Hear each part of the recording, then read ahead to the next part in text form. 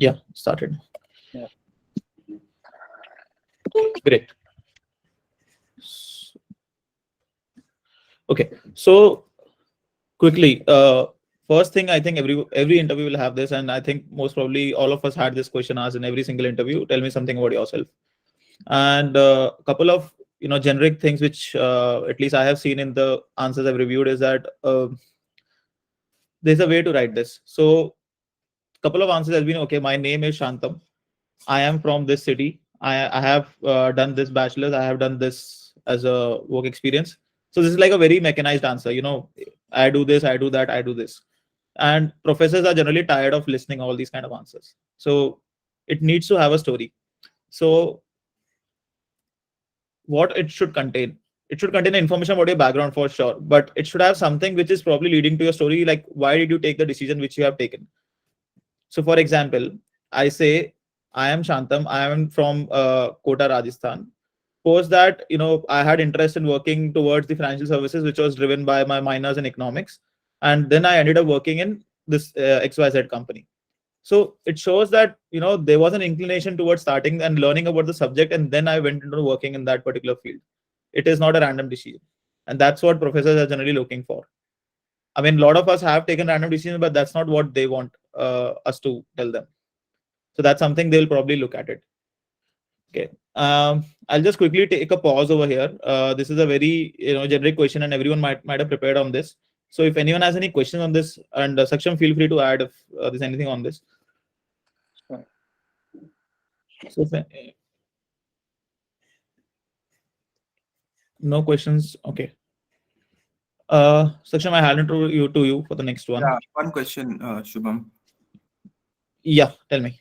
So I wanted to ask, should it contain any aspect like that? Tell me something about yourself. Should it also contain some aspect as to why you are actually doing an MBA, or just mentioning about yourself and what all work experiences you have? And of course, in a story format, will that suffice, or should we mention? Because the only reason I'm asking is that, let's say I'm introducing myself, and somehow I mention about why I'm doing actually MBA, and then if the interviewer might ask if he had another question in mind as to the next question would probably be why MBA, then my first answer and my second answer would actually kind of overlap. So that's why.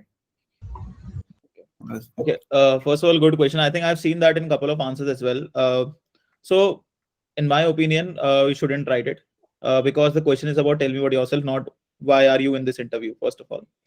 If they want to ask, they will specifically ask you why MBA, and that should have a different story altogether, because what you are telling them is, your life story in short. And to add to that, keep it brief within 90 seconds. 90 seconds to max 2 minutes. Don't exceed it beyond that. So you have a lot of content. Every one of you is probably 20 plus, 20 around 20. So I think you have lived a long life to at least tell a story for 2 minutes. Right. So let's not put why MBA over here, because that's a separate one. And if they want to ask you, they'll definitely ask you. Also, the story should be in a chronological order or a reverse chronological order. Like what I'm currently doing, why did I do it, and then during my school days, and then end it with hobby, or start with my school days and then come to where I am right now. Okay. First of all, my personal opinion would be on this is don't include the school part, because that's like way too old. Probably try to include where you are from, which essentially means your city. Include where are you working if you are working, where was the undergrad, which branch, and then go into couple of pointers in your either your undergrad or your work experience, and then ended up probably with hobbies or something. Okay. Having one second. Having said that, from a chronological standpoint, try to have it like that's what at least I used to have. It was the reverse chronological. I used to start with that. I've been working over here, and this is what led me to take that decision, and finally ended up with the hobbies. And even with hobbies, just to add to that, don't make it very generic. Like I have seen answers like my hobbies traveling, my hobbies playing cricket. I mean, professors will grill you like anything on that. If you are confident about a hobby, you should know in and out about that. If you're saying you play cricket or you watch cricket, they'll ask you some, what is leg spin, what is off spin. They will ask you every single detail, because they have been interviewing a lot of students every year. So make sure, like, if you're mentioning a hobby, you are thorough with that. Don't mention it for the sake of it. I hope that clears. Yeah, got it. Thanks. One question. Yeah, go ahead. Just wanted to ask, can we, instead of going in a chronological manner, can we just state, let's say, a value-oriented answer?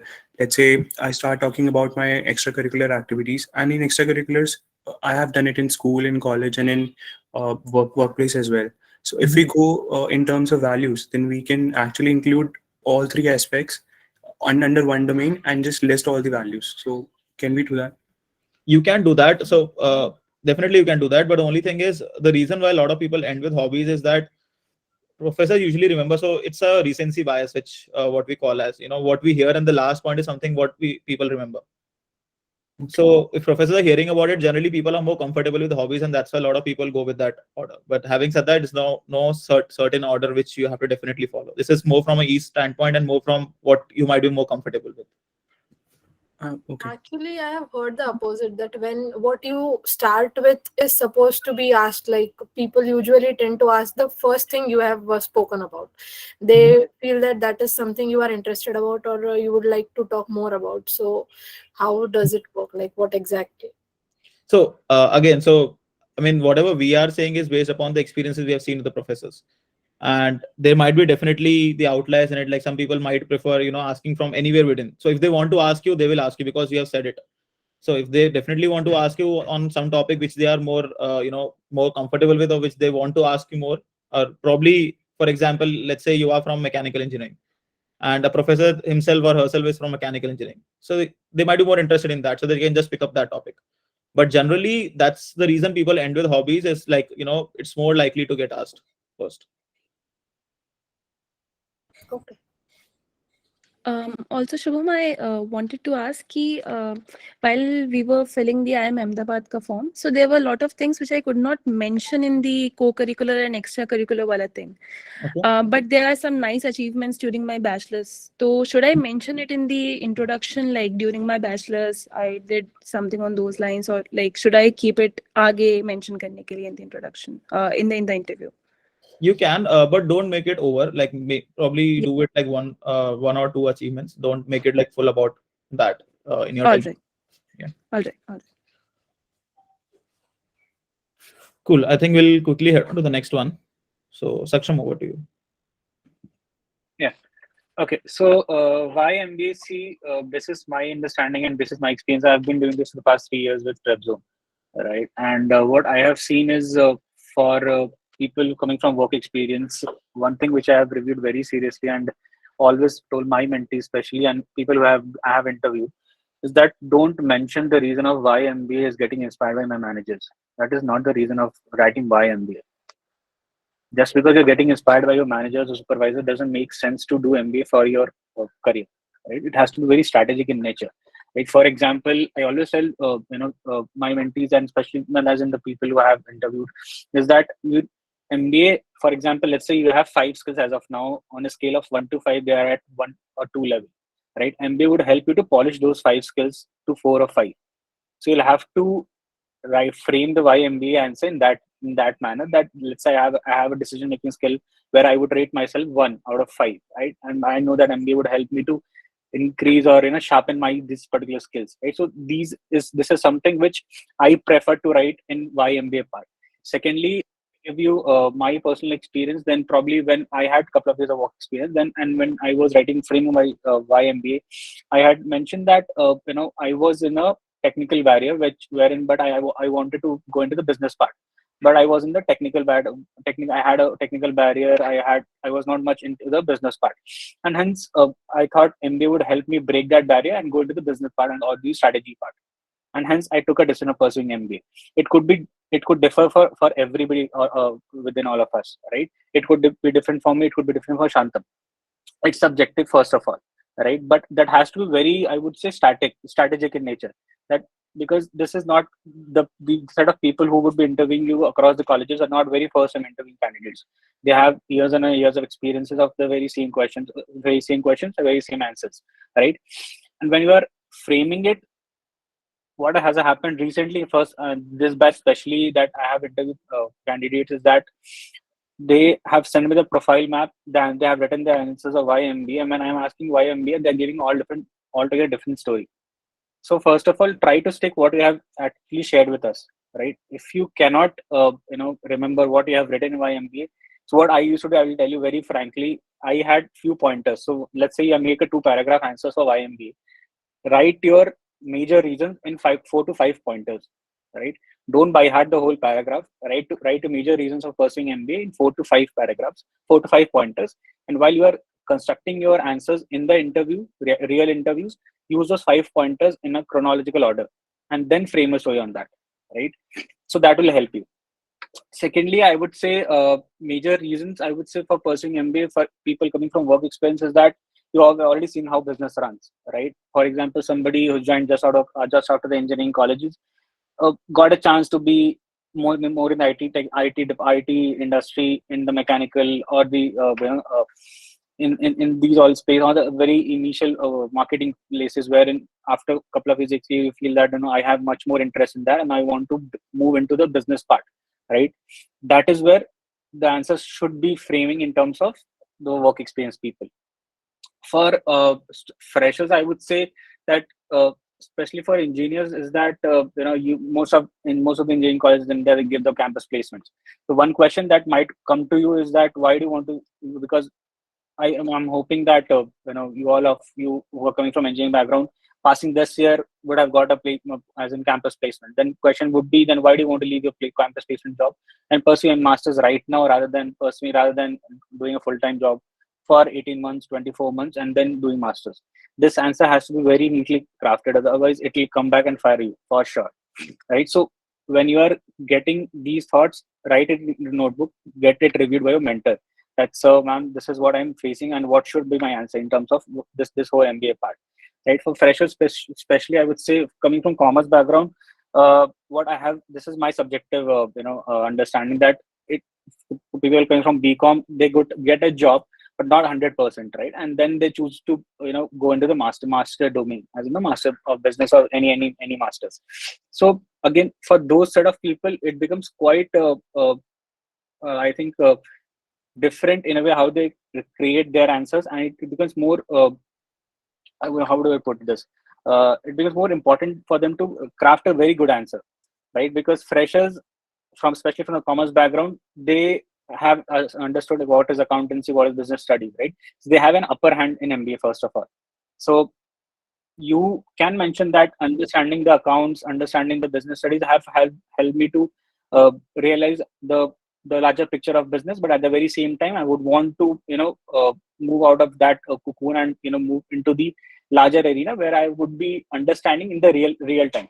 That could be one of the way of presenting it for the freshers, right? So this is what I have understood over the years I have been associated with Prepzone, right? So that is there, and yeah, this is why I wanted to discuss with you all. If you have any questions, please come forward and ask. I had one question. Like in YMBA, should we mention like what is our career plan and how we'll be going to achieve that? If yes, See, then how? Or see, 1 second. See, I'll tell you. So when you're crafting YMB, I feel it is important to write a short-term, long-term goal just in one sentence, okay. right? And second of all, what mistakes is mostly committed by the candidates are that they mentioned that I want to be the CXO next set of years. How can you be so sure? Give me a clue. How can you be so sure that you will be a CEO or CHRO or CFO? You're never sure. अभी मैं next position पे क्या जाने वाला, even I'm not sure. So how can I realize that after 20 years I would be CEO of any organization? You can mention I want to be the part of the leadership team wherein I would be devising the strategy for the betterment of the organization.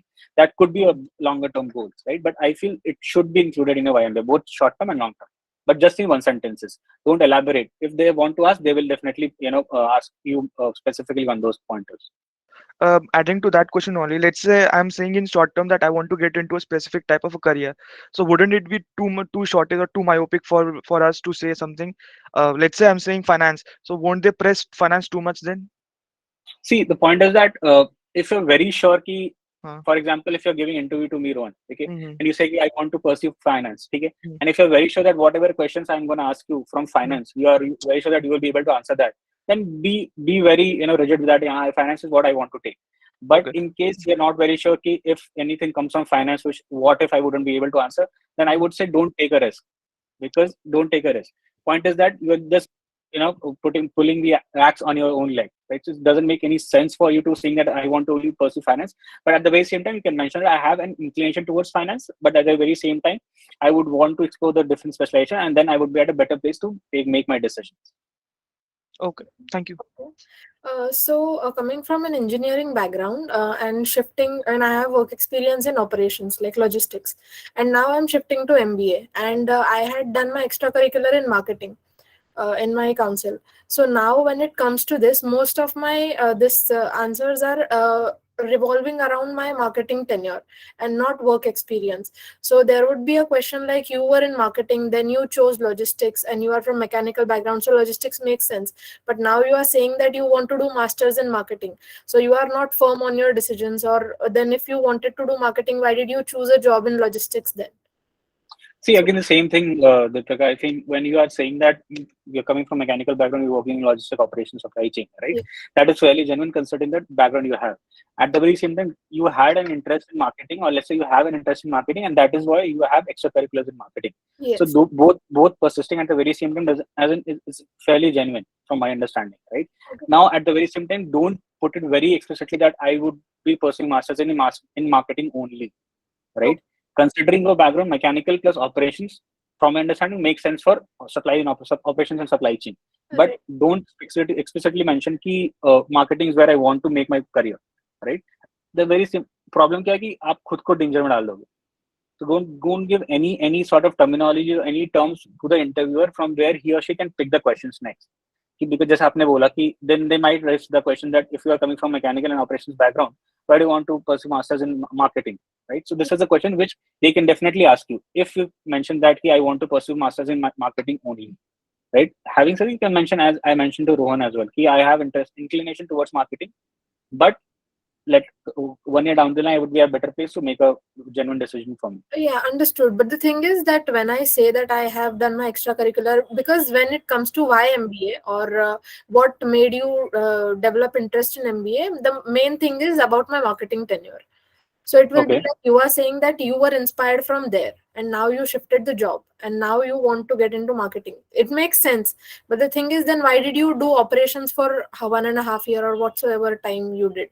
So how do we tackle that? So, because this is something where I would need to deep dive, what is your marketing accomplishment which you are mentioning, and how come you landed up with this job? So, I think you can ping me one-to-one, Deepika. I can help you over there.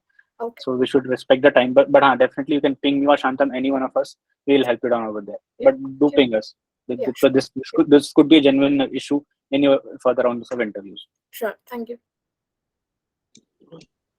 So I have a doubt. Yes, please. So, sir, actually, I had mentioned a generic answer for why MBA earlier, but as I discussed with my mentor, it was like it should be a goal and MBA should be the process to reach that goal. So, I am working as a software developer and have done my graduation in computers. So, I then made my answer around product management, and then product management is the goal, and MBA will help me reach there. So now you said, but I don't have that much knowledge about product, and neither I'm that interested also. I just made that answer so that I can get through in the interview. So should I like change it, like include finance also, that if I work in a fintech, my tech and finance skills, everything will help me, and then later I'll decide where I go. This part I would say, from my understanding, I would say it's better to be genuine, right? That because you have mentioned that you don't have an understanding of how what product management is all about, but you have mentioned it on your answers. God forbid the answer they question it. Give me how product management works for Flipkart. What would you end up answering? So yeah, please, you were saying something. Yeah, so I would answer it that a product manager thinks about a product and makes the ideas on how to go about it, and then gives the features to the developer, and the developer implements it. So the product manager is the one who thinks and developer is the one who implements. And I would like to be more on the side of the thinking rather than the implementing. So, but see, product management is an area where the future grows. Okay, that is one area where anyone would want to work, right? My understanding always says that don't mention any specific area where I want to grow, unless until you are very, very sure that I want to be in that space and I know end to end what happens in that space, right? it's better to be general in terms of, for example, you've mentioned fintech, you mentioned product management. So it's better to say that I would want to build a career in somewhere nearby product management and finance. But again, I would be at a better place to understand once I get an exposure and understanding of how things work largely. Right, Shantam, do you have anything to add over here to this question? No, I think, yeah, I was about to say that last line only. So when I also come from an engineering background, and I work more towards the strategy side, not the software side, but I can understand your concern. So what you can say is, till now, what I've learned is something on a very, technical front into how to implement things. But now I need a more holistic picture because I need to have a business decision making in the long run. For that, I need information about all the different fields which are coming together. And after having such information, I can probably take a better call, and I will be in a better position to take a call that, this is something which is done for me. And coming from an engineering background, we all are open to experiences. So this is something which has definitely taught me, you can mention X, Y, Z, but I'm keen to learning more. So focus your answers more on learning rather than, just the outcome. Yes. Because professors like that more. They hate people who are just coming for jobs. Got it. Sir, one doubt I have. Sure.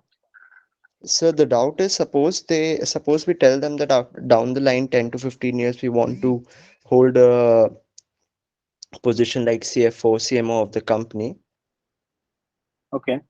and then they like, suppose they're asking how can MBA help you vision or your long-term goals, and then they say that, okay, then why do you need an MBA for this? We see many people without having this degree. Then how to counter that, how to explain that answer properly? See, from my understanding, it's a subjective pathway for everyone. Not everybody is Steve Jobs, right? That without having masters, you can build a great company, you can be a founder and everything, right? It's your personal journey till date, right? So, for example, if I would have been in your place, I can simply mention that I know that there have been people in across the globe who haven't had masters, but still they have reached an epitome of success. But at the very same time, what I feel, this is my background and this is my current scenario. I feel that be it your, and we have, I'm not sure if you have work experience or you're freshers. For both of them, you can mention that I feel masters would help me to be in terms of better place, and in my long run, it would help me to grow much faster as compared to if I don't get a master's, right? That is only for your perspective, right? You don't generalize it. I am not sure if MBA would help people to move up the ladder very fast, or it wouldn't, right? But it's your subjective part wherein you should be saying that it's my job. This is my introspection. I feel that masters would help me to grow up the ladder much faster, and would help me to reach my goals at a 2x of time as compared to if I don't pursue master as of now. That is what I would say. Okay, and can we also mention that it's not only curriculum that I'm looking, it's the holistic development that I'll be getting through my MBA journey within your Correct. college? Yeah. Please mention that. For example, just hypothetically, if you get into IIMs A, B, C, anywhere, right? So you can mention that. So as we can see from the alum base of IIM A, let's hypothetically, we can see from the alum base of IIM A, we have renowned people like Mr. X, Mrs. S, or whatever, right? So they are sitting at this position for this firm, so this position, this firm, right? So this has inspired me to pursue masters, because their journey have been quite similar to mine.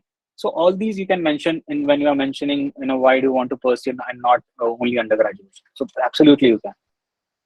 Okay, sir. Okay, thank you. And just to add to that, it definitely helps if you can remember an alumni name of one or two alumni of Absolutely. every interview you're giving, because they might even ask you, do you know some alumni of this college? Yeah. Okay, got it. Yeah, I think we have some hand raised. Maria, yeah, go ahead. Yeah. So I come from a commerce background. I have a BCom.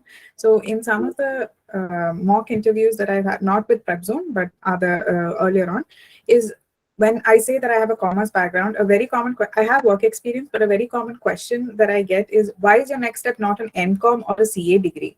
Especially because I have a background in finance. I've specialized in finance. So why not a CA as a professional degree, or why not MCom? And why did you choose MBA?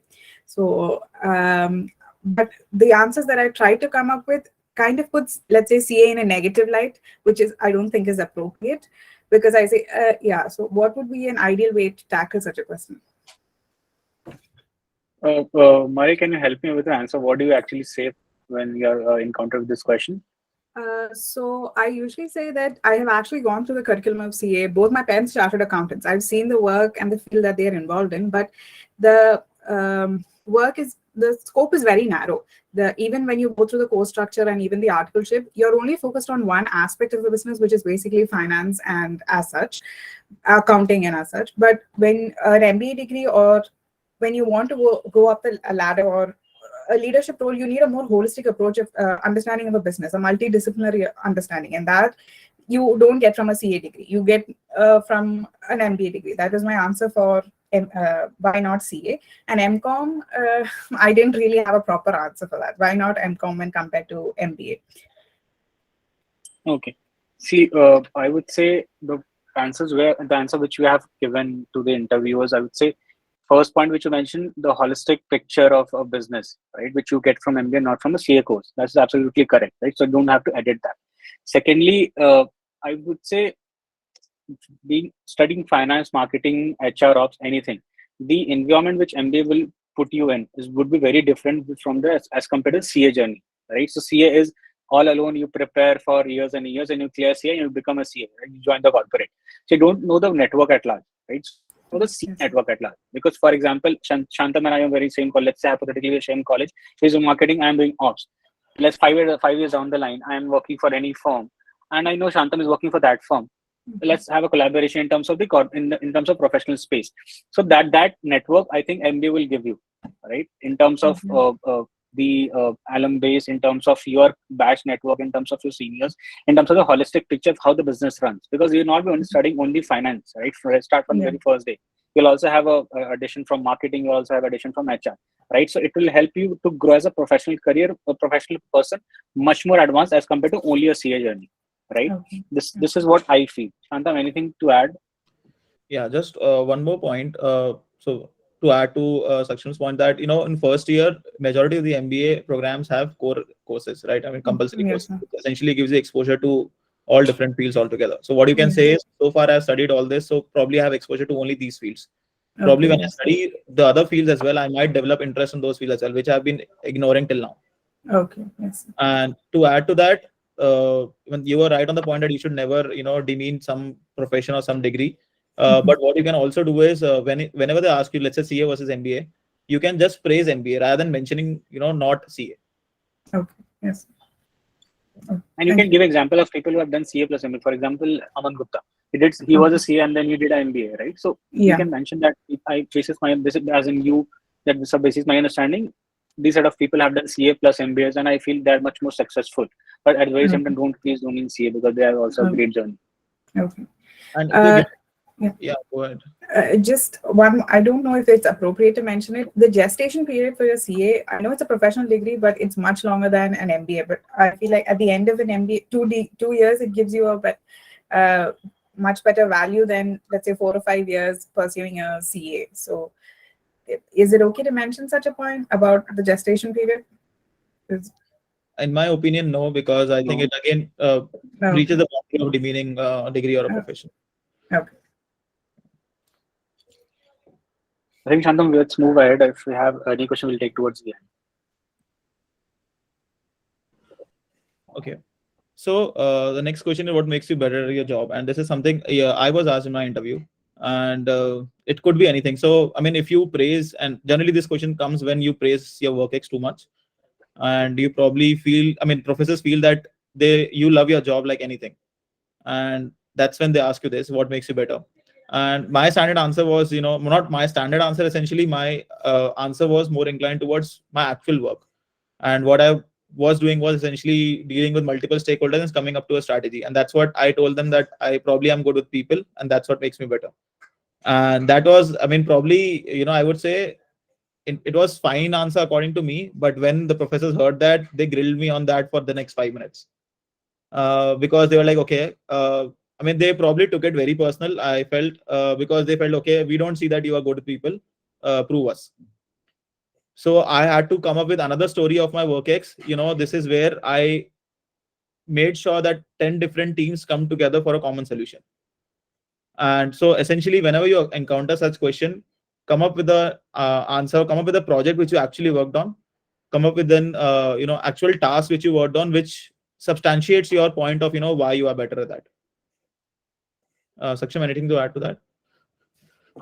Yeah, I think mostly I'm in sync with what Shantam has mentioned. For example, if you work on any project wherein you felt that, and for example, let's say you were a team leader for any project and you were very good at delegating tasks and managing the team, right? So you can mention that stuff. I feel that my people management, my team management is well crafted. I'm blessed with team management skill. So you have to nitpick your professional skills, which you feel is good at you, and then you can quote the same in the interview. But make sure you have an evidence as an example to substantiate the fact. That is what I can say. So I have a doubt in this. Shouldn't we, like, would it be better if what makes you better at your job would be a skill we would gain during MBA, and we can say that after we gain that skill, we'll become better at our job? I did not get your question. I'm so sorry. No, like the question is what makes you better at a job? Should it be somehow correlated to why MBA? Like, how will MBA help you become better at your job? Some aspect or learning from MBA? See, this question is not only from MBA perspective, right? Let's say you have cleared, as in let's say you have cleared your entrances, you are at the final placements, and at that point they ask you what makes you better at your job, right? So don't think it only from the MBA interview perspective. What makes you better at your job is from your professional career space, right? So think on that perspective. MBA is just, I'm telling you, as in basis my experience, I feel that the amount of effort you're putting in as of now would be 3x once you join an MBA college in terms of getting an interview for your summers and finals, right? So start thinking from that perspective, not only from that, how do I enter an MBA college? So what makes you better at your job is from a professional point of view. I think, is that what I understand? Shantam, what's your take? Yeah, so definitely if they ask you on a professional standpoint, do mention from professional standpoint. If you force fit your why MBA, it will look like that you just want to put your answer across. You haven't even heard the question properly. It might even sound that. Yes, sir. Got it. Cool. Go to the next one. This is a very standard question, but then sometimes it's a game changer in the interview because that can deviate the direction of the interview. So what inspires you in life? It can first of all be you can actually say about your role model, your parents. You can say about anything in general. So what I used to say was that I have a family where everyone is working, like even the females, everything. So what inspires me is to make sure that coming from a city where like females are not even allowed to work, and to reach to a point that now females are even studying till masters and working, that inspires me to actually put in more effort towards more gender equality. So I debated my interviews towards that. So this is something you can this is like an open-ended question. It's like a best question you can get actually if you have this in interview, because now you have the power to steer the direction of interview. So make sure you have a very, very solid story with again a substantial proof. Don't say anything without a proof. So Saksham, anything to add? Same. I feel for me it was both in terms of my personal space and my professional space. Like for example, my personal space, I always see my dad and mom both working, right? So my dad being on a managerial scale. So I have seen, I have visited his office. I have seen him managing his team, managing tasks and everything, right? So that sort of inspired me. And secondly, when I worked, I also have seen, I actually liked my manager, and that is where I realized, what sort of strengths you can derive from people who was working around you, not only in terms of professional space, but also in personal space. And that is wherein I realized also for myself that to be a better team player, to be a better negotiator, or different skills and so on and so forth, right? So these sort of skills you get from people who you inspire from, right? For example, I got inspired from a manager. That was, I realized that this is something I can take with me for my next set of careers if I move out of this space. That is how it should be crafted from your point of view as well. So it's a subjective answer from everybody's angle. So you'll have to end, but make sure this question could be encountered, couldn't be, but at the very same time, you have to very prepared with the answer for the same. And again, as Shantam said, you need to have evidence to substantiate. Is very important. I think Ritu, you have a question. Yeah, I have a question like in case if we mention some pointers like what you said about gender equality, won't they can ask what have you done so far to in this space, and what impact have you created in this area, like in case if we have not, so won't it be a negative point, like you have not done anything, what makes you so sure you'll do something in future? Correct. So how So definitely. So when I say substantiate, you have to definitely show what you have actually started working towards. Like not work towards it, what you have started working towards, and what's the direction of that. So you need to be very clear on that. And that's why when I said substantiate, that means you need to have an end to end. Like, what's your direction for that?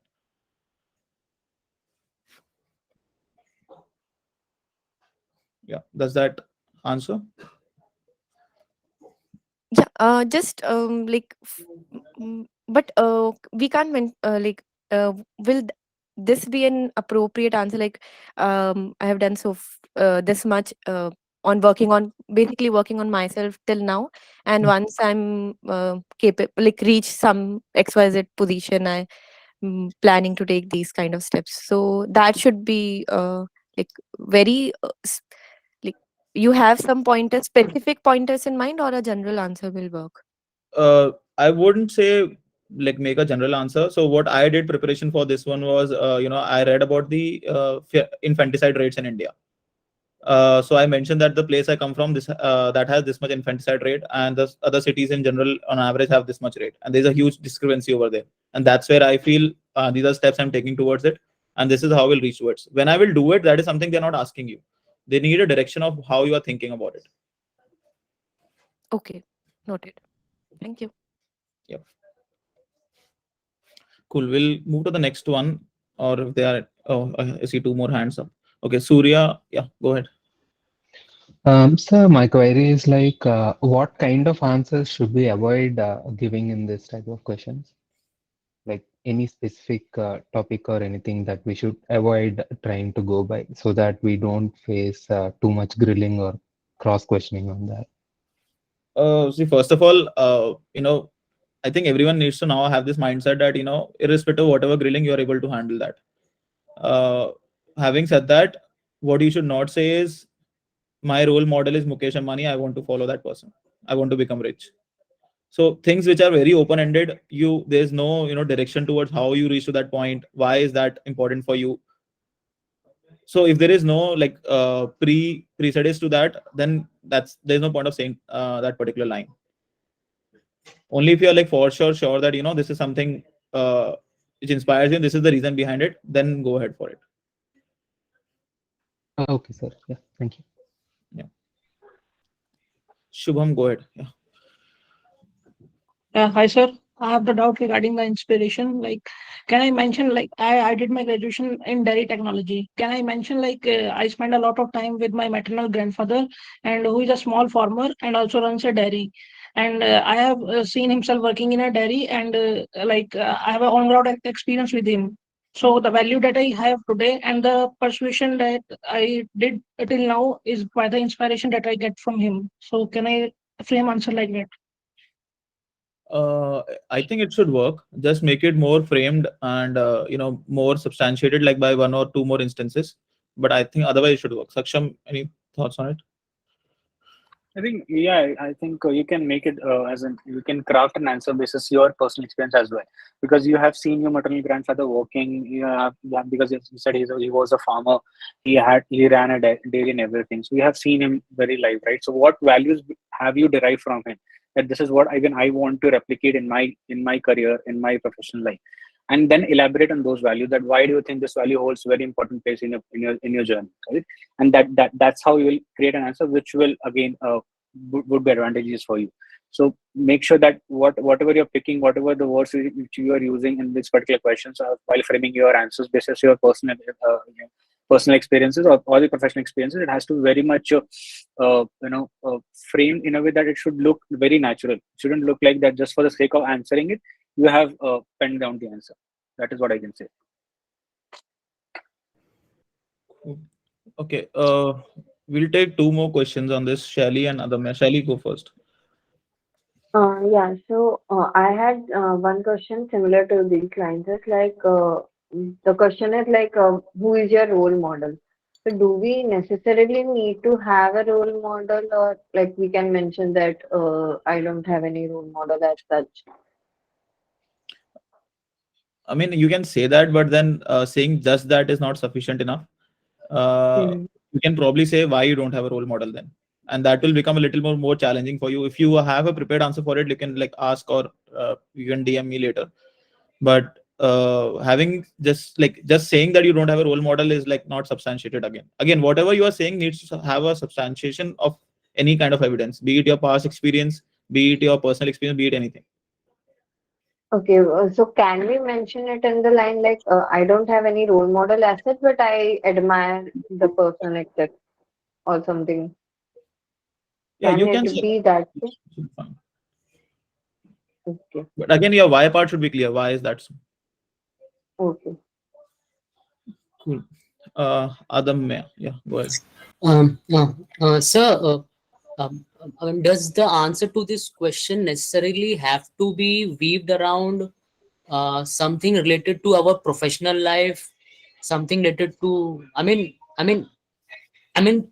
can can can the source of our inspiration be someone from our personal front, maybe, or something, Yeah, right? yeah. So when I said like I told that my mother was an inspiration. Saksham also Acha, mentioned his yeah, yeah, family. yeah, okay, okay, That got it. should. ठीक. Thank you, sir. Thank you. Go ahead, Aditya.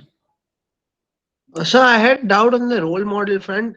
Like if our role model is not from the field of business, then also it's fine. Yeah, it is fine. See, these are very open-ended questions. Not everything is towards YMBA. Professors also want to know you personally because you'll be staying on campus for 2 years, and Okay. you'll be interacting with them. You'll be interacting with the batch. They also want to see how the batch shapes. So not all the questions are geared towards just MBA. So I mean, I know people whose entire interview went on just hobbies. So just make sure like whatever you are saying needs to have a proof, needs to have why you did that. And it's okay you if you say that, I was not really sure, so I felt this is the right direction, and but this is the reason I took that direction. Got it, sir. Yeah. Okay. So yes, we'll take the last one, then other questions we can take towards the end. Sure, sir. Sir, this is not related to the slide that is there. This is are the interviews focused on more heavy vocabs or the clarity of thought that you have in your answers and how you frame it? My scent on this would be the clarity of thought. I think that's what they look for. Other things can be easily learned, other things can be easily trained enough, but clarity of thought is what matters to me. Because sir, I do think that I'm fluent in way of expressing what I want to speak and how to drive it in the interview, but I sometimes feel that I kind of lack the vocab that other candidates may have. And it's not like all of them, but others. So is it like a determining factor over there or? No, not at all. Okay. Not at all. Thank you. Okay, let's go to the next one. I think this is something we covered in the YMBA part as well, towards mentioning the specialization. So we'll probably skip this one, and if there are any questions on this, we can take towards the end. Okay. Why should we select you and not the person sitting outside? I think this was a question which was asked to one of my friends, and the set answer to this is very simple. Not say anything bad about the person outside. Just praise yourself. Okay, I mean, you can start off with saying that, okay, this person, I mean, okay, so this is how it will be presented to you. The person sitting outside is from the best engineering college in India, has, let's say, 9+ CGPA, has worked in a very like top-notch company for the last 2 years, and you are not from that college. Why should we take you? I mean, why should we? And if we have only one seat, why should we take you? Most of the candidates which I've heard start with, that person might not be good in that. Person might not be good in that. So this is like, the interview is for you, is not for the other person. First of all, everyone needs to keep that in mind. What you can say is, so I agree that that person is good and really appreciate all his achievements. You have to praise that person. That shows that you are very humble. Second thing you can go ahead with is that I know he's good in that, but my strength lies in this, and this is something I am very good at, and I think this is where I will work towards more, and probably learn towards it. But this is where my strength lies, and I think that should be good enough for me to select you. So just make sure you come across as a very, very humble person. Don't sound too arrogant on this, because again, professors don't like arrogant people. Whatever happens post MBA, I mean, while entering MBA is a different thing, but they don't like arrogant people. So just make sure you don't cross that boundary. Saksham, you want to add anything to this? No, very same, because this is what even when I was preparing. So just play on your strengths and don't demean the other person, right? So you can, as Shantam said, that you can mention that I respect what he or she has achieved, and basis my you can send that. So, but I would want to mention that these are set of my strengths, which I feel has played a very significant role in my career. And then if you want to elaborate any of the two strengths which you can with an evidence, then probably it will be a better picture in terms of the professors, right? So you can do that. Cool. We'll go to the Sheesh, let's keep the question towards the end. Let's finish off. We have a couple of more questions. We'll finish, and yeah, just reserve your question. We'll keep it towards the end. Okay. Saksham, you want to take this one?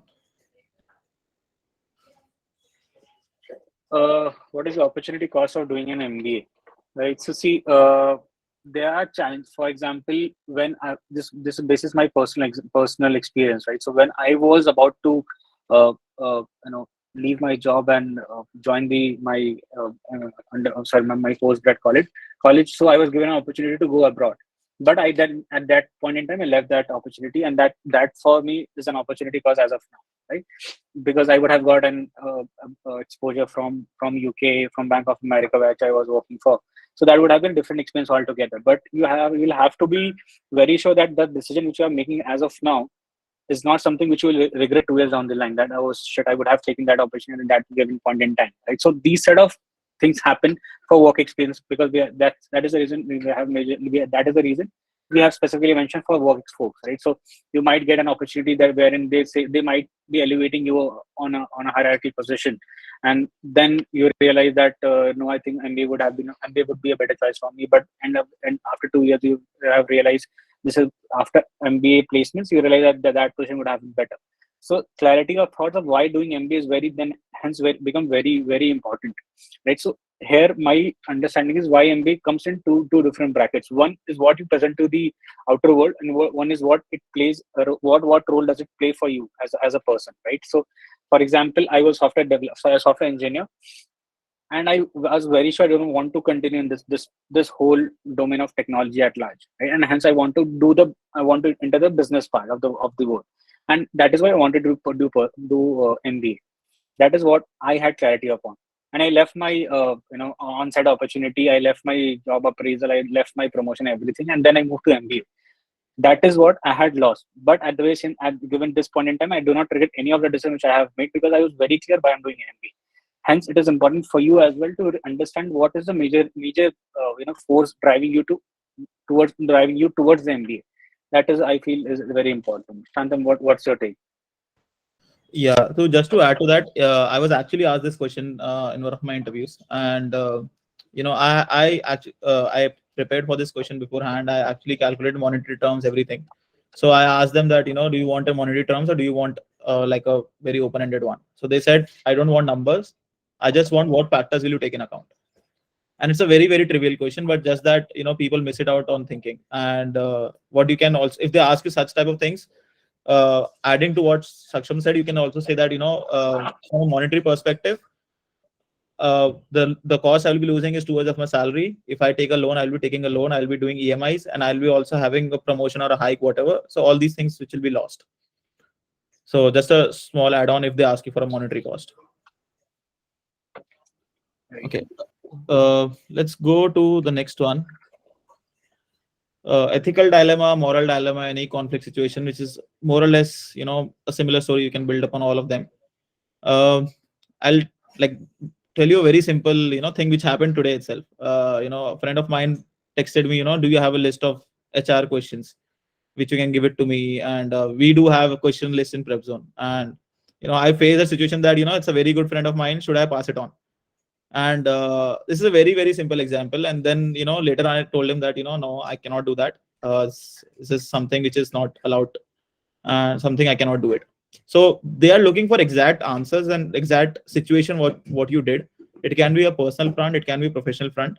It can be, I mean, from the one answer which I used to give was a conflict situation which came in during my professional front, in terms of the people I dealt with and what I learned out of it. So it's very important to say that, this is a situation. Use a star framework, which is, I think, has been shared in the sheet as well. Tell them what was the situation, how did you acted upon it, and what was the result of it. And over here, your action, whatever you take, took, even if it was a wrong one, doesn't matter. You can always say that, later on I reflected that this was something I should not have done, and that was my biggest learning out of it. So it does not need to have a very, very moral action just for the sake of saying it. Okay, Saksham, you want to add anything to it?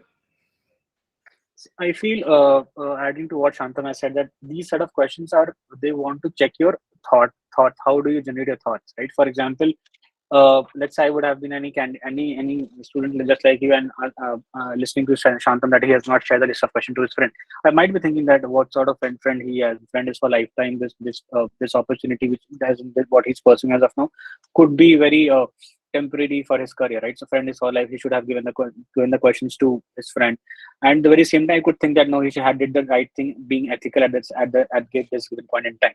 This question, these set of questions would check your thinking perspective. How do you think, and how do you come to a conclusion that this is what I want to do, and this is what I have done, right? So they would check your thought process. Ki how do you arrive to a conclusion, right? And this could differ from, let's say you have the panelist has 4 people. The answer, the conclusion which you are saying could be different for all of them. So there's no right or wrong, but they want to check how we have come to the conclusion and what steps have you taken to make that decision. This is what I feel. Cool. Perfect. I think that's what we have from a question standpoint, and I mean, this is something I live by. Hope is the best thing you got, but it only works if you work hard enough. And the floor is open to questions now. Okay, Adamya, go ahead. Sir, my question is regarding the last one that we took up, the ethical dilemma one. So sir, actually, I'm a bit confused regarding my answer. So what I have done is, I mean, without giving any specific details about my previous manager, I simply have told that, in order to save the effort of the team, my reporting manager asked me to just use the content that is already there and has been used in the previous years. So, finding it something immoral and something doing injustice to the organization on which our livelihood depends, I took up the charge to actually oversee the creation and the development of novel content, and I was actually able to do that pretty successfully. So I mean, does that put my reporting manager, the previous one, under bad light? Or I mean, will it be okay? I mean, I hope it won't be taken in a different manner by interviewers, right? Is it fine? See, then I feel what you did at that point in time and what your manager asked you to do. What he asked was his thought, right? What you did at the end of the day was your thought. Yes. And if you feel that you have done right, and you can explain them to the panelists that this is why I did that, and I feel that is justified from my end, then it's good to go. You don't have to worry on that. But the very same, if you feel that, sir, I did in that pressure because he was my manager, and a lot depends upon my manager in terms of a professional stake, then that could create a trouble. Right? If you are ethical, then it has to be very much evident in the work which you are doing. Yes. Being at the same time, if you are getting pressure as well. So all these are external things. If you're very ethical in terms of this is what I can do, even if people say on that please do this, but I choose to take this path because I am ethical, then it's good to go for my. That's what I think. Thank you, sir. Thank you so much, sir. Just to add to that, one more thing. If you say that you did this under pressure, it's a very deep hole you're going into, because the next question would be MBS will expose you to like an immense pressure. How will you handle that? No, sir. I mean, I didn't say that. No, I'm just saying for everyone. No, hypothetically. Yeah. Hypothetically, if okay. Okay. Next. Thank you so much, sir. Thank you so much. No problem. So yes. Hello. Yeah. Go ahead. So, this question is related to like why do we select you, not the other candidate around? So, if suppose they are trying to take it in this way that he belongs to such and such college and from has such CGPA and all, suppose they're trying to showcase his academic side towards us, then can we say that like I can I have that holistic point of view that I'm very good at cultural and be it sports and all that I can bring that to the table to the college also. And if we know few societies of the college and mention their names at that time, that I think that I can be a good add good value to this certain society of your college. So will that be okay? The first part of your answer is perfectly fine. You can mention about the other aspect which you are strong at, which is essentially what you're supposed to do. But the second part, adding value to the particular society is a very, very specific thing. You can do that, but I mean, I personally would stay away from it because in general, professors are more academically inclined. And they might not like that particular society or might like that. And you don't know that. And you wouldn't want your probably a best call or your best interview to go and train just because of the single word. Okay. So take your And call accordingly, what words you are saying, because you can obviously say that, this is where I can add value. There are other, don't mention the specific term. Okay, this is society I will add value to. I can add value to the cultural scene of this particular college. You can say that. okay, sir. Okay. Next. Sir, not in this sorry, sir, Yeah. not in this answer only, but in any of the answers, are we not supposed to then mention the name of the society or clubs that suppose they want to know if we are actually interested in the college and what we know about the college beforehand. So then also should we refrain from saying that? Again, so it's a very, borderline thing. It's a subjective thing as well. Some colleges, it's a very college thing as well. So some colleges like that people do focus on other things, but some colleges don't. So research about the college, how is the culture in college like, and then speak about it. So for example, I'm not naming any college, but let's say XYZ college is like, focus on the overall development, like be it academic, be it sports, cultural. So they have good sports facilities. So you can mention that. But if there's a college which is like highly academic focused, then saying that is something you don't fit in that culture, that essentially would come out. And professors are looking for people who fit in that particular culture, college. So take your call wisely as to which interview you're giving.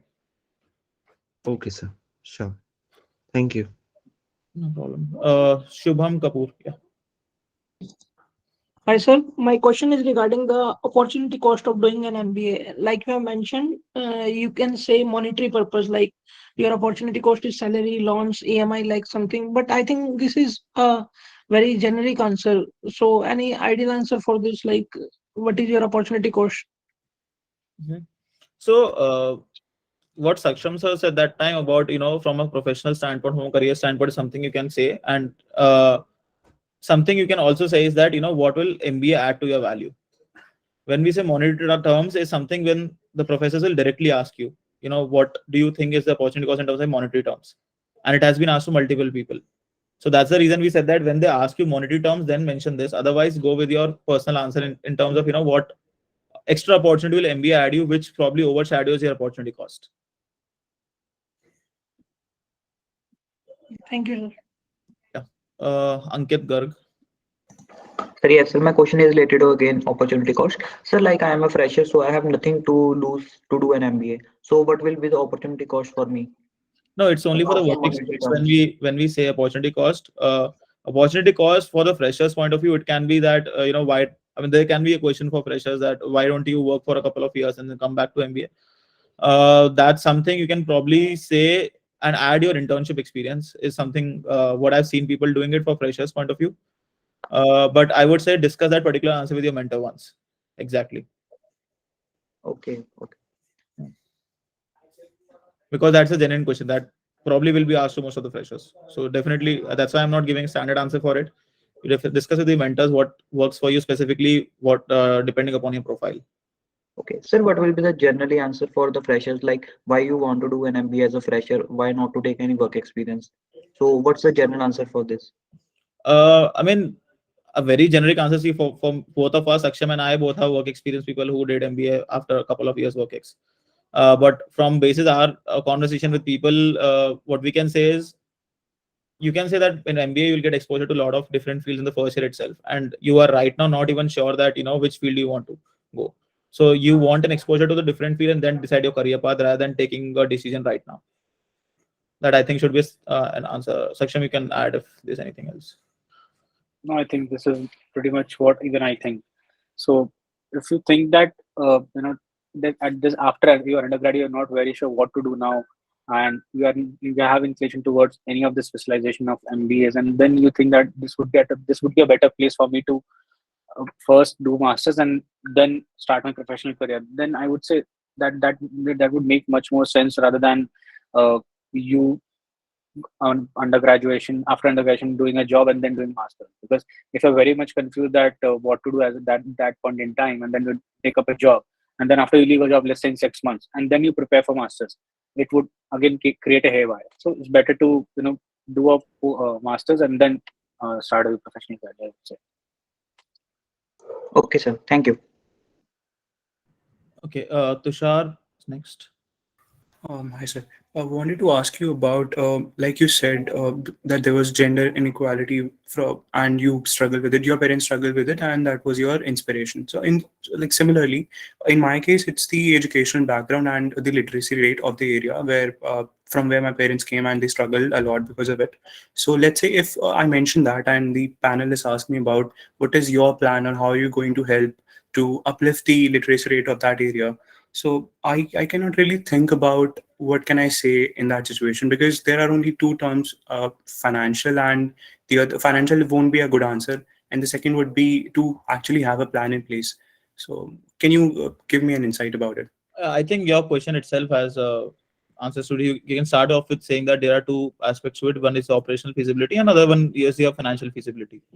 Financially, what you can say is what you have been doing it in terms of I mean, a very simple example could be you are supporting some people, some children education in terms of in your neighborhood. So that is a very small financial contribution which you can have. And depending upon your financial condition, you can also say that currently this is where I can draw the line, and this is where I can do. So this is the maximum I'm doing currently. From an operational standpoint, you can obviously say that there are some schools nearby wherein I go and teach over there because they have a dearth of teachers. Right. If you are actually working, if you're actually gone and taught some of the kids over there, so there is a dearth of teachers. So you can talk about a different aspect, what are the challenges, and this is the solution for it. And at different stages in life, this is how you want to go towards it. So for example, if there is a lack of infrastructure with respect to the schools, you can say that okay, in due course of time, I'm going towards these schools and making sure that there are teachers over there, and I'm also spending my time so as to make sure that the lack of teachers can be compensated for. Okay. Saksham, if you want to add anything to it. No, I think this is what even I had in mind. This pretty much sums up. Cool. We'll take the next one. Paramanand. I'm not sure if I'm pronouncing it right. Is it fine to say that I'm not inclined to work in corporate post PG and control family business? Yeah, Like- for sure, no problem in that. See again, whatever you answer, all these are very subjective things. Whatever you answer, just have a strong backing. This is the reason. And even people who come from a family business background, if they say that they want to work, the next question to them would be, why not work in family business? So every other question has a very alternate question attached to it. Okay, but like somewhere I came across saying that it might affect the placements if we don't take job post PG. See, internship is something, from what I'm aware of the colleges, majority of the colleges have it compulsory. Placements is not definitely compulsory. So you can read about the colleges first if it's actually compulsory. And that information will be available on the college website, or you can talk to one of the particular college senior, or you can, I think in Prepzone also we have multiple colleges senior, so you can talk to each of them. But from what I'm aware of, that's not a problem at all. And if it's even a problem, what you can also say is I'll work for 1 or 2 years in corporate and make sure I understand like how businesses work, but ultimately I would want to go back to a family business.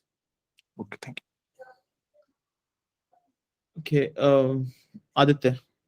So for the person outside one, like we can give our reasons on what we are good at, should we also add this in the end, that even then if you feel that that candidate deserves the seat more, then you can select him? I would not do that. Same. Even I wouldn't do that. You just put forward your points that these are my strengths, and I think I can play fairly well considering these set of evidences in the past. And decision is up to you. Simple. So don't say that, sir, I think this is what I have. But if you still feel that he's better, give him the job or give him the seat. I think that would be as in putting the ball back in his court. So don't do that. Yes, sir. And sir, for extracurriculars, I have been a member of Toastmasters for around 2 years, and I can talk well on that. But earlier, till my first year in college, I used to take part in MUNs, which I didn't do after. Like, I lost touch after that in my second and third year, and later on in my job also. So will it be better not mentioning that, because that can invite grilling in the interview? If you're very well aware that why after first year you left that part, then I would say you can mention that in a way. First, I started with Toastmasters, and I did this, I did that.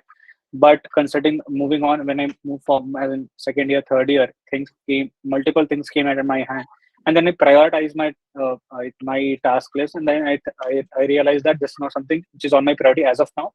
I need to be much more giving time to this set of things, and that's what I did. So I think that you can say.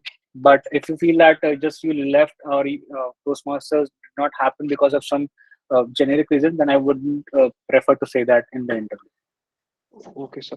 And so, like, I don't have many hobbies, and the answer currently prepared, I had mentioned cricket and knowing about cricket, but I don't know in that depth, like Shantam sir mentioned in the beginning. So, will it be better to omit hobbies altogether from my answer?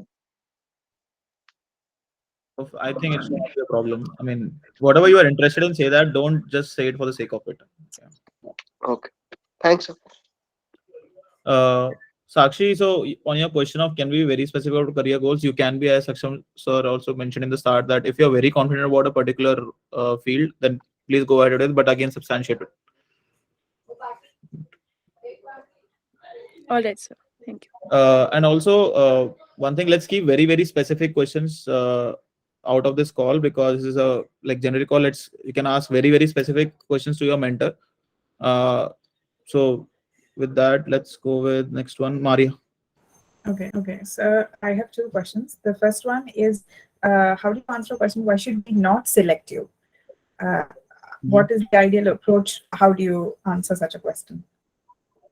So essentially, they're asking for your weaknesses, and it's very simple. Just mention the weaknesses which will not affect your MBA life. Things like you cannot handle stress is something you should not mention.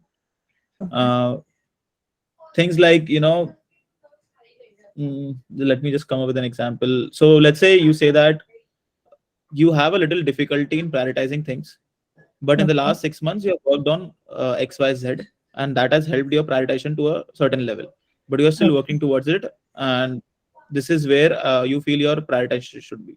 That's something, you're not just saying it for the sake of it. You're telling them, this is the path I'm following it, and this is how I'm improving towards it. But all in all, what they're essentially asking is weakness, and be frank about it. I mean, be open about it. Just that don't cross the boundary of affecting your MBA life. Okay. And the second question. Yeah, and this second question I think the same. Okay. Maria, I think the same what Shantam said, right? So it's mostly of what's your weaknesses, right? So both the questions, in a way, they're asking your strengths and weaknesses. Why should be selective? Why shouldn't be selective, right? So why shouldn't be selective? Basically weaknesses, right? So for example, if you are looking for somebody who is not a team player, then probably you should not select me because I am a team player, right? So it's up to you. How do you present that part, right? So in this question, you can present your strength in a way, or you can present in your weaknesses as well. And it's up to you how do you frame that part. So, but that these two questions relates to your strengths and weaknesses only. Okay. And so the second question I had was, what do you bring to the batch? Do we answer this about all, like, let's say a sum total of all the experiences I've had have made me a team player, and that unique perspective that I would bring to the batch? Is that how you answer such a question? Or, what is the ideal approach? See, I would say considering your experiences till date, right? So what unique which you can bring to the table is something they are looking forward to have, right? For example, five of us talking, right? So what unique perspective? For example, let's four of us are in a or of a thought that let's do this task this way, but you're coming, hey guys, let's do this way. This would be much more efficient and time, and we would be finishing this work in lesser time. That is something new perspective you're bringing into the table. So that's the uniqueness that you'll have to identify basis your experiences till date, be it your personal life, be it your professional life, which you can bring to the table, and then hence it's up to you to how much you can elaborate it in a given time frame. Okay. Yes. That's Thank you. what. Shantam, Those were just your take on this? No, I think that pretty much sums up. okay. Yes. Thank you. Okay. Atharv Kulkarni. Hello, hi. So my question was regarding weaknesses only. So like whenever I read online to what to say as a weakness, so many of the blogs say that present your strength as a weakness. Like I work too hard and I don't prioritize my health. So like all these answers sound too sleazy and like like make me sound very superior. So should I tell them my actual weakness and how do I plan to work upon it, or like should I make my strength sound as a weakness?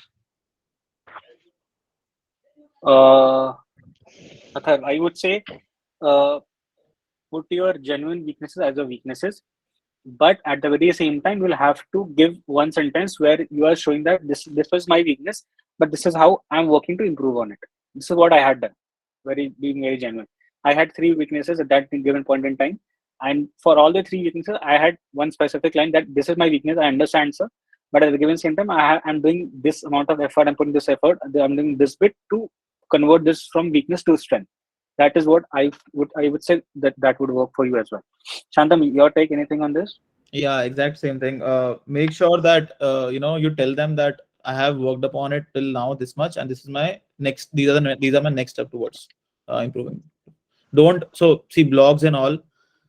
Everyone has a lot of gyan to give these days. So make sure you don't fall in the traps. Okay, so my next question was regarding ethical dilemma. So, Mhm. should the dilemma be regarding the workplace or like the business side only, or can it be like regarding my personal ethics or personal values also? Like, uh, like I'm a vegetarian and I like care for animals, and whenever I'm present, being forced, like whenever I go to restaurants with my friends, I'm forced to they pressure me to eat non-veg and non-vegetarian food, and I stick to my values and I don't eat it. So can it be my personal values also, like, or they have to be workplace related or business side? So I would say preferably, personal or professional related. This is like a very specific scenario. You can say that if you don't not find any other points. But having said that, you need to frame it properly. So I would say just discuss with your mentor once how to frame it properly. Otherwise, the content, while it is fine by me. I mean, I'm totally fine with it. But there can be a lot of cross questioning on it, which your mentor can also tell you that these are the cross questions we'll get. Because of whatever you say, they will be cross questioning on it. So professors have been listening the same answers every year, so they know what to cross question on you. So yeah, so exactly that's why I feel that I should tell my genuine ethical dilemmas rather than coming up with a random story in my workplace Yeah, of course, regarding. you should definitely go with the genuine one. I mean, one thing I think everyone should probably keep in mind is do not lie in your interview. Never ever, like not even for a single moment. Because I mean, I also am interviewing people. I can easily catch it. Professors that have been interviewing for like 20 years, they can for sure catch it. Okay, Okay. thank you. Onkar. Yeah, hi sir. So basically, my question was regarding the hobbies. So in my free time, I follow the political happenings, like the electoral political happenings.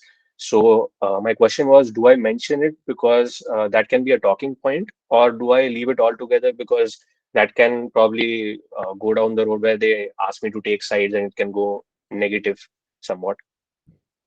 Uh, see how you answer those questions is a separate question. First of all, if you mention that you love political discussion, they will be more than happy to ask you questions on it, because they also love doing that. I mean, that's what at least I have seen in my MBA life. Even the professors love doing that. So that's a very good talking point. Second thing is regarding taking the sides. Again, it's a very, very specific thing and very subjective thing towards the particular interview. If you feel that a professor is very sounding towards one side, a particularly strong, then do not do that. But again, it's a very specific thing.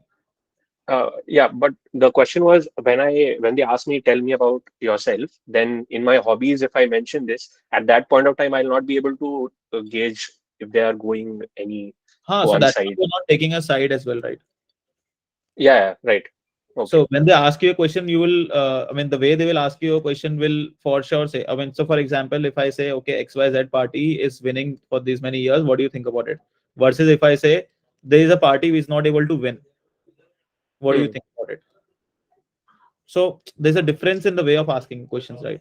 And that will be easily repeated. Okay. Fine. Yeah. And if not, if you are in doubt, always say, do not take a very, very strong stance. Right. Yeah. Okay. Thanks a lot.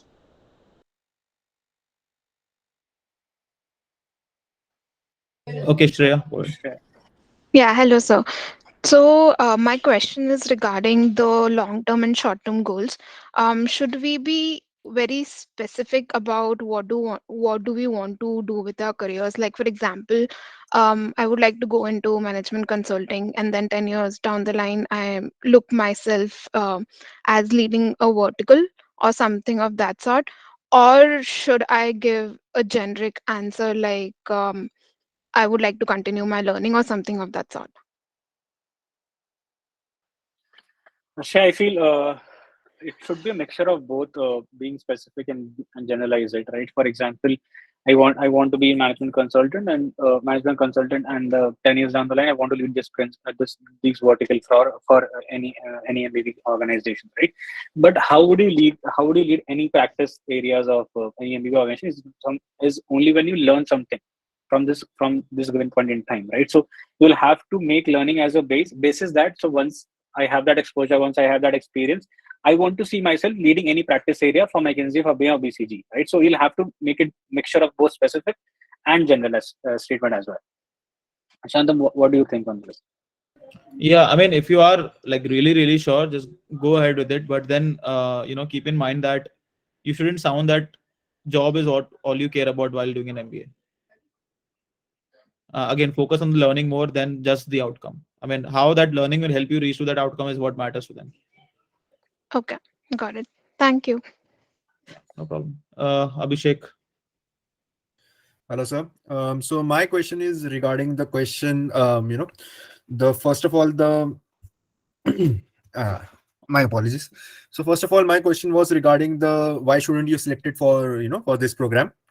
So while normal connotation is that we should show our weaknesses. We should tell our weaknesses here.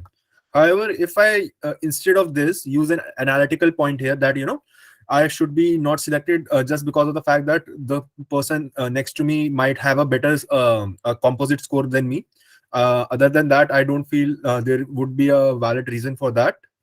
So is that too cocky of a point, or do you think that showing the analytical skill could help me?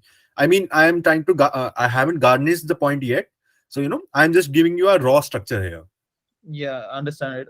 So first of all, that sounds way too cocky. So let's not go to that. Let's just focus on, I mean, your strength, and that's it. I mean, do not say anything about the other candidate. No, I am not saying about other candidate. I am just saying that I see only a possibility that I have less composite score than other candidates, and that is why I might be not selected. Let's not go there. See, again, the interview is about the question is essentially for you to show your strengths. It's, in a way, it is about what are your strengths. Okay. As simple as that. I mean, you can just reframe the question as what are your strengths. So for that, now you're wasting the time on the composite score and all those things which professors do not care about. Okay. Once you reach MBA, no one would ask you a composite score. Definitely. So they don't care about that. And aside from that, I have one more thing to ask, one or two, I mean. So considering the ethical dilemma question, now in that question, if let's say I was in a society and there was fudging of accounts, and I just did tried to I went being an whistleblower. So can it hamper my stance? Because in a company or in a team based environment, you should stick with the team and not being go outside the ways. So I wanted to know that what is your take about this, and how might a panel see this? Abhishek, I feel if I would have been in your place, I would have said that. I think I stood apart from my team, but I think what I had done is completely correct, based on my understanding and these set of reasons why I think it is correct, right? The example which you gave of that money part and everything, right? So if you think morally, also if you think ethically, also from my perspective, what you did as a person of highlighting that part to the management that this is from money forgery which has happened could have been correct for me, because I as a person think this is ethically correct, this is morally correct, so both the technos are there. But why it is ethically correct, why it is morally correct for me, is because that this is what I'm a person. It could differ from me to Shantam would have said that no, Vishal, I think you would have stick with your team because you were working as a team, and if this is something happened, you as a team should take the responsibility.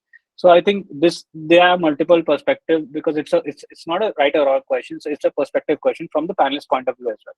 That's what I feel. Shantam? Yeah, I think they just want to understand what is your line, what's the line where you draw. And I mean, we also study a lot of courses which are based on ethics. So definitely that's not something which is just for the sake of asking. They actually take it very seriously. So make sure you come across as a genuine person, not just someone who is coming up with a prepared answer for this. So have an actual story, substantiate with it. Whatever decision we take it, own it. Okay. And sir, one last question from my side. So this is regarding the question that when you have when you have faced a challenging situation and how you overcome it. Now, if someone is not taking this from their workplace and actually has in some sort of emotional question, like someone's your mentor passing away and how you finally coped with it. So are such kind of answers frowned upon, or that they are not from this management kind of perspective, so you don't expect such kind of an answers, or it is just 100% fine that you are trying to show what you are to the interviewers, and it will be all right?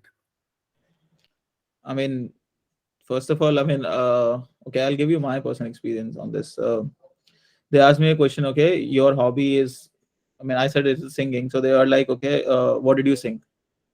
I mean, all that hobby discussion went on for the next 5 minutes out of my 30-minute interviews, which is 1/6 of my interview. Okay. So it was not at all related to MBA at all. Mm-hmm. So you can definitely say things is not related to business, not related to MBA.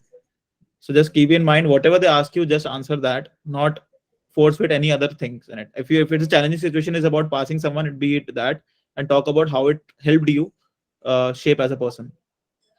Okay, sir. Yeah. Thank you so much. I think we are done with questions. Thanks a lot, everyone, for joining in, and let your mentors know if there are any other more questions. And I mean, feel free to connect with any of us if you have any other questions. Would we get a recording for the same? Yeah, I think so. Yes. Yeah, it's recording. I think they will. Thank you, Hello, sir. sir. Last question. Yeah, go ahead. Category be visible to the interviewers? Sorry? Below category from which we are interviewing, SC, ST, OBC, general. Visible. Not really sure. Laksham, you have an idea? I don't think so, because it could be considering that few of the colleges, they ask for your profile map and something. And in that cases, if you have mentioned that I'm from general category, then they might know. Otherwise, I don't think so. At the very same time, what happens is sometimes when you fill the application form online, the college management gives the printout out to the interviewers, so that they have an idea that who they are interviewing, right? So, and that part, I am very sure that we put which caste we belong to. That at that time, I think they might end up knowing this. But I think it's completely okay whichever caste it is. Don't think of that person on that front. Just be prepared for the interview. What is not in your hand, don't even care about it, because you will end up just stressing your mind. and things will not then go in your way. So don't think much on that part. And to add to that, if they have called you for interview, they see a potential. Okay, so just keep that in mind and don't question yourself for anything. So just don't think about any of the things which are out of your control, be it your past academics, be it CGPA, whatever it is, just own it and make sure you have an explanation for everything. Thank you. Cool. I think we'll close the session. Thanks a lot, everyone, for joining in again. Thanks, Saksham. Thanks, Antam. Thank you, everyone. All the very best. Thank Thank you. you, guys. No Thank worries. you.